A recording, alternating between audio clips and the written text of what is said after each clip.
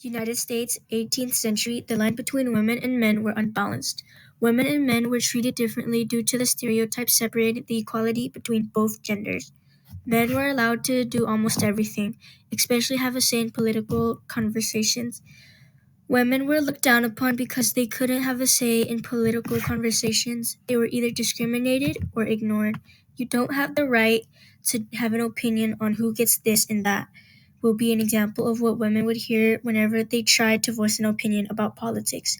Men was claimed as the more dominant gender because they followed the behavior of being able to voice politics, be able to have a job, and do more men-like activities, while women were stuck in the house. Any women that did otherwise would be seen disgusting. The women that fought for their rights in a brighter future displayed that women are as strong as men. Women can be as determined as men to be able to achieve something important. That was being able to have their voice heard in politics. Elizabeth Cady Stanton and Susan B. Anthony were the leaders that began the women's suffrage movement. They stood up to the acts of sexism and stereotypes that were labeled onto women. The thought of women having no political judgment was unfair. Women were stereotyped to follow a certain behavior: polite, kind, take care of their children, love their husband. Any female that didn't follow this behavior was discriminated. They couldn't do anything else but follow these certain orders. This behavior was claimed as ladylike that all women should follow. Women have been ignored whenever they tried to voice their opinions in politics, yet women that were married were basically stripped from their rights. The women that were single were able to experience more than the married women, but both were not allowed to be able to voice opinions in politics. Elizabeth Cady Stanton got married to Henry B. Stanton, yet Elizabeth disagreed to obeying the known traditional wedding expectations. Elizabeth also wanted to keep her maiden name as Elizabeth Cady Stanton.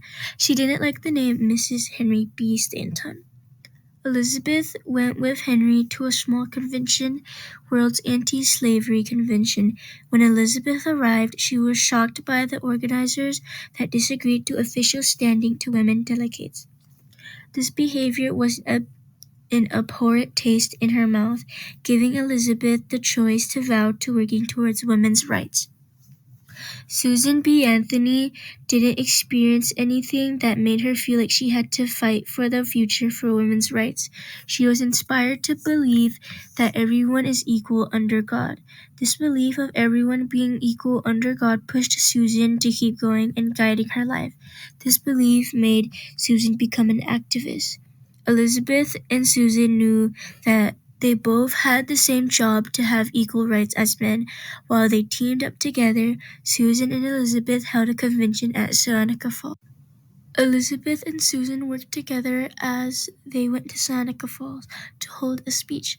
Elizabeth and Susan had an event in Seneca Falls, New York. Multiple men and women discussed about the troubles between men and women and the inequality. Susan was the main leader at Seneca Falls as Elizabeth supported Susan for her speeches, and multiple more women loved Susan for their speeches, demanding and inspiring more people into fighting for women's rights. As Congress passed the 15th Amendment of men of all color could now vote but not be extended to women made Elizabeth and Susan disagree. The two formed a national women's suffrage group. While Elizabeth and Susan worked together, Susan was sent to jail for voting. Susan was fined $100 due to voting as a female.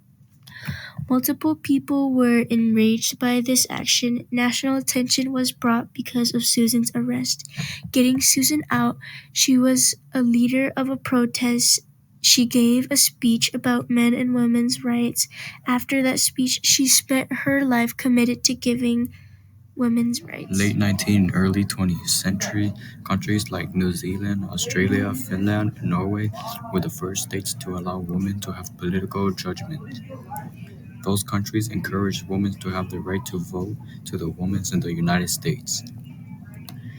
Women gained support from other women and some men. Elizabeth Cady and Susan B. Anthony, other women, gained support publicly and privately.